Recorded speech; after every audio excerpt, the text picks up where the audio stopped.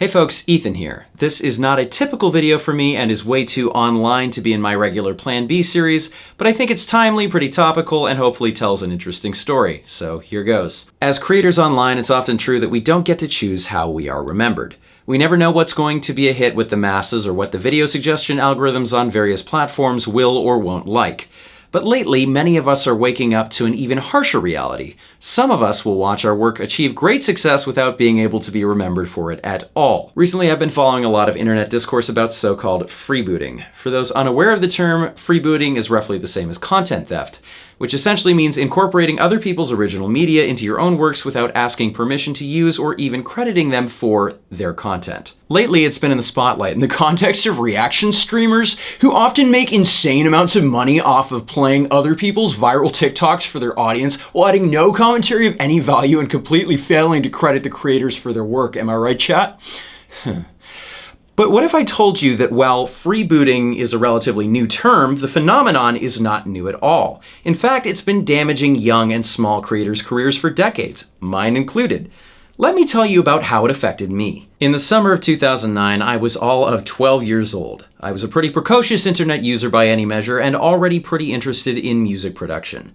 I'd regularly churn out very bad electronic music and post it to the Newgrounds audio portal, really dating myself here, under the name Flight 39. At the time, there was a trend among my amateur music producer peers of covering songs on video game type synthesizers, producing so-called 8-bit or chiptune versions of well-known pop songs that sounded like they'd fit right into an NES game. Sometime early that summer, I decided I'd cover an unofficial Australian anthem, the song Down Under by the new wave group Men at Work. On July 5th, 2009, I posted my version of the song on the Newgrounds audio portal under the name Down Under 8-Bit Remix. It was freely downloadable with the idea that other people could incorporate it into their works for free, but with credit. I mirrored it on YouTube 10 days later. This chiptune I posted did decent numbers, at least decent for me, on Newgrounds and initially was totally overlooked on YouTube. I gradually forgot about all of it and continued doing what I mostly did, making really bad original music. Now let's fast forward to the fall of 2012 when I was 16. I began seeing an influx of comments on my YouTube video that amounted to something along the lines of Australian Neon Cat brought me here. Thumbs up if you first heard this through Australian Neon Cat. And so on and so forth. I was intrigued, so I typed Australian Neon Cat into the YouTube search box. I quickly found a video entitled Australian Neon Cat Original with over 200,000 views, which back then was kind of a big deal, published by a channel that has since been deleted, whose name I will not disclose for privacy. This person had taken the very popular Neon Cat meme that was then making its rounds on the internet, edited it to include the Australian flag in the place of the Pop-Tart on the cat's body, and just dropped my audio over it. And was I credited for it? Of course not. Now you'll have to take my word for it because the upload has been gone for years now, but the majority of comments on the video were about how much people love the music. My work had been used without credit, contrary to my then very explicit request for credit on Newgrounds. Now, wanting the recognition that I felt I was due, I actually tracked this person down on Facebook and bullied them into crediting me for the audio in their video description. But the damage had already been done. The video had already received most of the views it would ever receive. And most people saying in the comments that they wanted to know who made the audio would never know. While it was interesting and fun to show friends that my music was going places, I wanted people to look at the original stuff I was currently producing too. The person posting this video got to take implicit credit for my work, which clearly some people enjoyed enough to dig up the original upload for months. I knew well enough even then that we only get limited chances for virality on the internet. A promising chance blown can be devastating for your prospects of success and sustainability in this notoriously hard to make sustainable career path. And I felt like I got cheated out of this chance. The years passed. As I arguably got better at making music, the internet got a lot bigger and it became much harder to draw attention to one's own work. Word of mouth attention became a more or less non-existent factor in web publicity, especially for independent electronic musicians, and everything was subject to the whims of the mighty algorithm. It seemed the better my music became, though maybe still not good, the less reach it got. And I kept thinking, what if I had just been properly credited when the stupid video got posted? Silly as it all was, would that have been the moment that generated some sort of a sustainable fan base for me? Even just one fan? Maybe not Probably not, but the point is that I never got to know. Feeling like I peaked at 12 years old was all pretty demotivating to me. Try as I might, I never would surpass the heights of my little chiptune cover. And while the original channel and upload of Australian Nyan Cat was deleted, it has since been mirrored time and time again. There is now a video on YouTube called Nyans Around the World, which compiles multiple country-themed Nyan Cat GIFs into one neatly wrapped package. Just a warning before you go and check it out, I find some of the segments to be pretty culturally offensive, and you might too. You want to guess how many views this video has?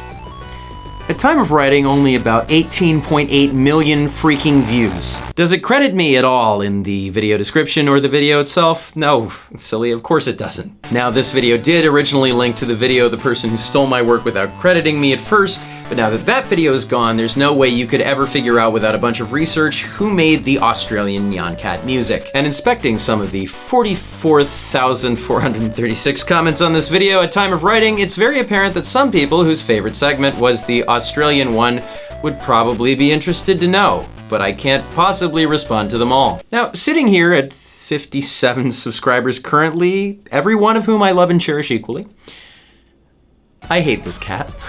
Every time I close my eyes, I can see it. It haunts every one of my dreams. I will never be able to escape it. I'm not mad though. I'm not mad. Exaggerations aside, here's the takeaway. I'm currently trying to make this music thing my main thing. A sustainable thing that requires some audience retention. In the most perfect of possible worlds, would I like to be remembered solely as the person who at 12 years old made a video game version of a song near and dear to some people's hearts in a country that he's never even lived in? No, of course not. But I would prefer the publicity and exposure from that over none at all, and more importantly, I never had the chance to receive it. Would I have blown up off of this 18.8 million view video had I been credited for my music production? Probably not, but I would have gotten a chance, and there probably would have been one viewer out of those 18.8 million that would have been interested. And no lie, as I struggle continually today to build a following for my content, much like many other creators on this platform and others, that's all pretty depressing to know. Kind of demotivating.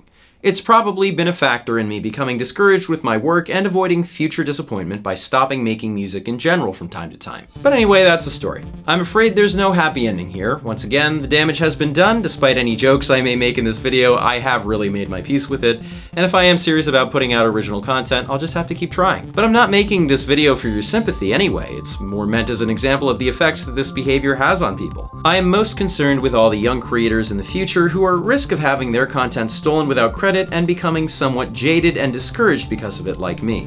I didn't deserve it, and they don't deserve it either. So if you are a reaction streamer who has been freebooting other people's content for profit, I implore you to think about how your actions might affect others before you do it again. You just might end up making a kid's dreams a little harder, and I can tell you there's no amount of money that'd make me feel good about that. To everyone else, and to end this video on a bit of a happier note, it's been exciting and kind of inspiring seeing the discourse around freebooting lately, and I'm really happy to see many of you sticking up for the rights of creators to at least be credited for their works when they are used. Let's keep fighting for the little guy and demand better from the streamers and others we watch. To borrow a phrase from Jack Douglas, a helpful voice in this fight, it's pretty simple. Just credit the creators. Thanks so much for watching. I'll be back with another video in my regular Plan B series later this week. Until then, be well.